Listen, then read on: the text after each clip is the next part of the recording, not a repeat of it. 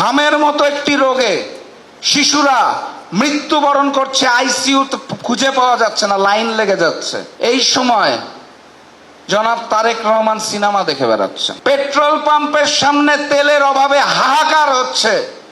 আমার বাসার পাশে একটা পেট্রোল পাম্প আছে, আমি প্রতিদিন দেখি, প্রতি রাতে দেখি, দিন রাত 24 ঘন্টা শত শত মোটরসাইকেল ওখানে লাইন দিয়ে আছে। দেশে একটা অস্থিরতা চলছে, জনজীবনে বিপর্যয় চলছে। এই সময় জনাব তারেক রহমান সিনেমা দেখে বেড়াচ্ছেন। আমার লজ্জা লাগে। আমি প্রবাদে শুনতাম যে রোম যখন পুড়ছিল, নিরো তখন বাঁশি বাজাচ্ছিল। এটার উদাহরণ আমি দেখেছিলাম ফ্যাসিস্ট শেখ হাসিনার কাছে, যখন আমাদের দেশের রাজপথ রক্তাক্ত হচ্ছিল জুলাই গণ অভ্যুত্থানে, উনি তখন বিটিভি ভবনের জন্য কাঁদছিল শেখ হাসিনা।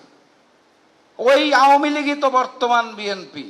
তারেক রহমান সিনেমা দেখে বেড়াচ্ছেন।